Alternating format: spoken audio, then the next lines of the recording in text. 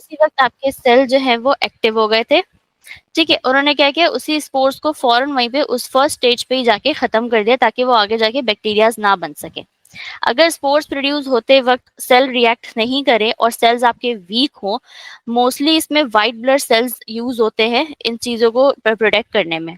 लेकिन बॉडी के white blood cells ही बहुत जल्दी खत्म होते हैं, जिसे डब्ल्यूबीसी कहा जाता है, ठीक है? वो बहुत जल्दी खत्म हो जाते हैं और ये जो स्पोर्स और बैक्टीरिया से लड़ नहीं पाते हैं। लेकिन जब सूटेबल कंडीशन होती है आपकी बॉडी की, आपके इम्यून सिस्टम कंप्लीट है, आपके रेड ब्लड सेल्स कंप्लीट हैं, आपके व्हाइट सेल्स कंप्लीट हैं, तो वो क्या होगे, फौरन से इस स्पोर्स को रिएक्ट करेंगे और जो है वो प्रोड्यूस होना स्टार्ट हो गए मल्टीपल टाइम्स में। जैसे बैक्टीरियाज मल्टीप्लिकेशंस होती है, वैसे सेल्स की मल्टीप्लिकेशन होती है आपकी बॉडी को प्रोटेक्ट करने के लिए। फर्स्ट स्टेज होती है स्पोर्स। आपका आपने खाना लाके रखा, आपने उसको कवर नहीं किया हुआ था और आपने इसको जो ऐसे ही छोड़ दिया, अब इसमें स्पोर्स पहले प्रोड्यूस होना स्टार्ट हुआ, देन बैक्टीरिया की मल्टीप्लिकेशन स्टार्ट हो जाएगी। ठीक है, सबसे हसास खाना आपका होता है कुक फूड, जिसे कुक मीट कहा जाता है। उसमें आपका राइस आता है, पोल्ट्री आती है और फिश आती है। राइस फूड पॉइजनिंग की फर्स्ट स्टेज होती है। अगर आपने रात को राइस बनाया है और आपको वही चीज आप सुबह गर्म करके खा लेंगे, तो ऑब्वियस सी बात है उसमें ऑलरेडी स्पोर्स प्रोड्यूस हो चुके हैं उस राइस में। अब आप उसको गर्म करेंगे या कुछ भी करेंगे, उसमें आप बैक्टीरिया को मल्टीप्लिकेशन और मल्टीप्लाई कर रहे होंगे। तो अगर आपने रात में चावल बना लिया है, तो आप एहतियात करें कि उसको दोबारा सुबह ना खाएं, क्योंकि उसमें ऑलरेडी जो है वो बैक्टीरियाज मल्टीप्लिकेशन स्टार्ट हो जाएगी। बात आपका आता है raw food to be cooked. Raw food क्या होते हैं आपके, वो अगेन मीट आता है आपका, ठीक है। उसके बाद आपके जो सारे मिल्क्स वगैरह होते हैं, अगर आप बाहर से दूध लेकर आए हैं और आपने उसको बॉईल किए बगैर फ्रिज के अंदर रख दिया है, तो एक तो आपने अपने रेफ्रिजरेटर को भी खराब किया है, क्योंकि वहां पे बैक्टीरियाज प्रोड्यूस हो जाएंगे। प्लस जो मिल्क आप बाद में जाके बॉईल करेंगे, वो उसमें क्या होता है, हार्मनेस बढ़ जाती है आपकी बॉडी के लिए। अक्सर आपने देखा होगा कि आपने लाके मिल्क रख दिया, सुबह आपने बॉईल किया और आपने उसको पी लिया। बॉयल होने का टेम्परेचर बहुत हद तक बैक्टीरियाज को डिक्रीज करता है, इनफैक्ट मारने की भी कोशिश करता है, लेकिन वो फुल नहीं खत्म कर सकता। तो वो क्या होता है आपका, आपको फूड पॉइजनिंग की तरफ लेकर जाता है। ठीक है, कोई भी चीज रेफ्रिजरेटर में रखने से पहले, अगर आप मिल्क रेफ्रिजरेटर में रख रहे हैं तो उसको बॉईल करके रखें ताकि बैक्टीरिया प्रोड्यूस ना हो। और अगर आप कोई वेजिटेबल्स को फ्रिज में रख रहे हैं तो आप उसको धोकर रखें, क्योंकि इसमें बैक्टीरिया अगेन प्रोड्यूस हो जाते हैं। अब आपकी बात बात आई पोल्ट्री की, मीट की और फिश की। फिश, मीट और चिकन को आप हर हाल में धो के रखेंगे फ्रिज के अंदर, उसको स्टोर करने के लिए, क्योंकि अगर आप स्टोर करने से पहले उसको वॉश नहीं करेंगे तो वो बहुत सारे बैक्टीरियाज को आपके फ्रिज के अंदर ही छोड़ देगा, और बाकी जब चीजें आप रखेंगे, नॉर्मल जो वाटर बॉटल होती है, जूसेस वगैरह होते हैं, तो वो भी इफेक्ट होते हैं इन चीजों से और आपकी हेल्थ को खराब करते हैं। अच्छा, आपके लो रिस्क फूड में एक आपका आता है शुगर, सॉल्ट और विनेगर आते हैं। ठीक है, जो शुगर, सॉल्ट, विनेगर है वो आपके बहुत सेफ लो रिस्क फूड है, क्योंकि ये नॉर्मली अगर आप इसको बाहर भी रखते हैं तो खराब नहीं होते। ऑब्वियसली फ्रिज में रखने की चीजें नहीं है।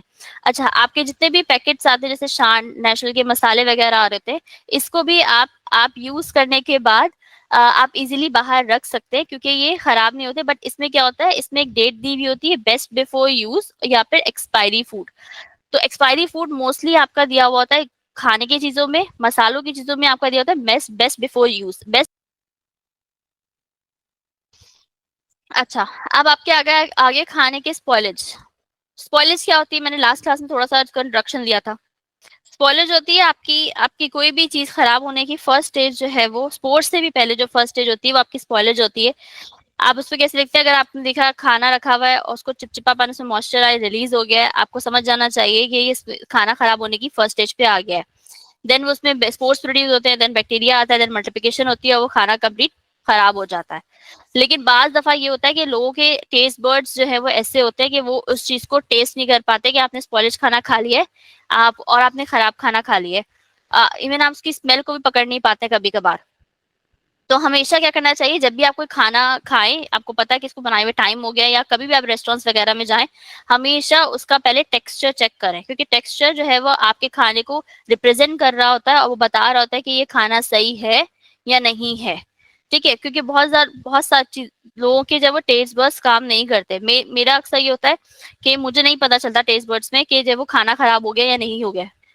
तो ये क्या होता है, हमेशा मैं उसका टेक्सचर चेक करती हूँ कि ये खाना सही है या नहीं, क्योंकि अगर आप उसको आप स्पून से भी टच कर रहे हैं या आप उसको फिंगर से भी टच कर रहे हैं, आपके हाथ साफ हैं, तो वो क्या होगा, आपको पता चल जाएगा कि हाँ ये खराबी है और या नहीं है। सही है। ये अच्छा, इसमें आपको आएगा मेटेलिक फूड पॉइजनिंग।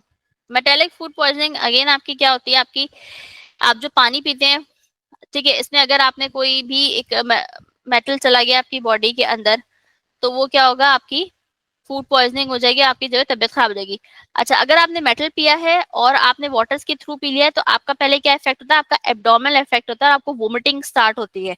तो आपको समझ आना चाहिए कि आपका जो है वो फर्स्ट जो है वो आप फर्स्ट स्टेज में फूड पॉइजनिंग की। अगर आपको वोमिटिंग स्टार्ट होगी एंड डायरिया नहीं हुआ है तो आपकी फर्स्ट स्टेज है। वोमिटिंग एंड डायरिया आपको दोनों हो गया है, तो फिर आपको ऑब्वियसली डॉक्टर्स को कंसर्न करना पड़ेगा और फिर चेक करना पड़ेगा कि आपने लास्ट में क्या खाना खाया था जिसकी वजह से आपको फूड पॉइजनिंग हो गई है। अगर आप गलती से भी कॉपर को या कोई भी जिंक वगैरह पी जाते हैं पानी से, या कोई भी एक एसिडिक फूड खा लिया आपने, जो कि जैसे प्रिजर्व फूड होते हैं, जैसे कैनन्स वगैरह के होते हैं, इसमें ये लोग प्रिजर्व किया किया हुआ होता है और उन्होंने एक डेट दी हुई होती है एक्सपायरी। अगर आपने उसको एक्सपायरी डेट एक्सटेंड करके खा लिया है, तो इसका मतलब ये है कि आपने जो है वो फूड पॉइजनिंग की तरफ आप चले गए हैं और आपको जो है वो देखना पड़ेगा कि आपने लास्ट में ऐसा क्या खाया था जो कि आपको फूड पॉइजनिंग हो गई थी। अब आपका आता है मेटालिक फूड पॉइजनिंग, जो कि कॉपर से, जिंक से, आप सिंपली आप अक्सर आपने देखा होगा, आपको पता नहीं चलता है, कोई भी ड्रिंक में आपके स्टेपलर की पिन गिर जाती है, आपको पता ही नहीं होता है।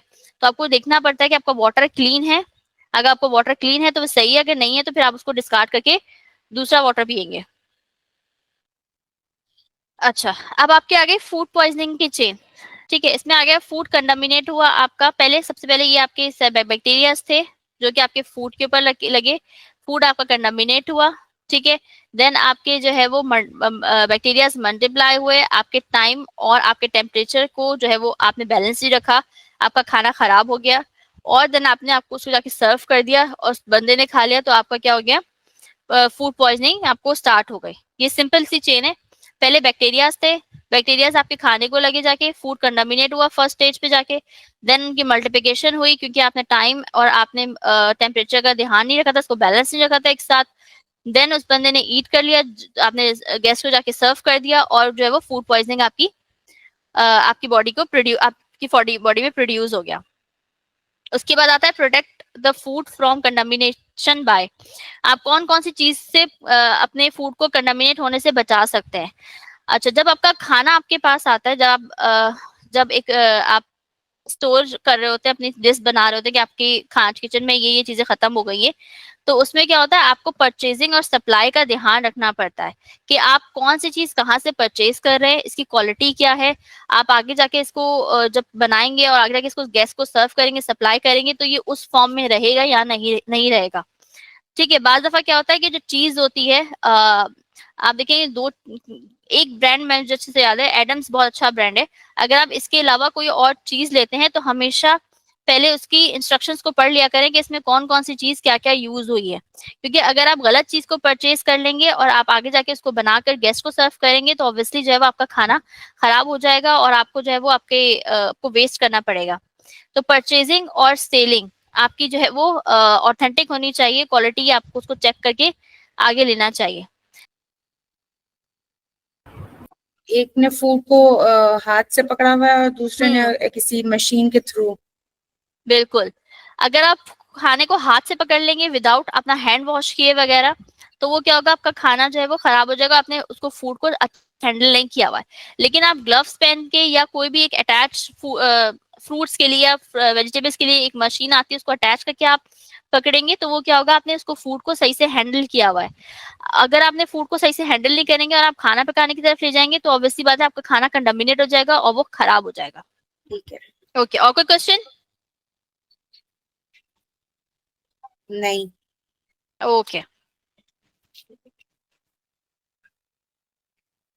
हाँ?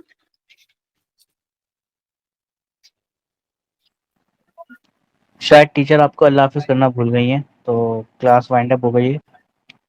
मैं भी परेशान हो गई, मैंने कहा ये क्या हुआ है। नहीं, कभी कभी हो जाता है, शायद वो जल्दबाजी में चली गई हैं वो। चलें, कोई बात नहीं। चलें, थैंक यू। चलिए फिर, हाँ इंशाल्लाह फिर नेक्स्ट क्लास में मिलते हैं। जरूर जरूर। ओके, अल्लाह हाफिज। अल्लाह हाफिज। Bye bye.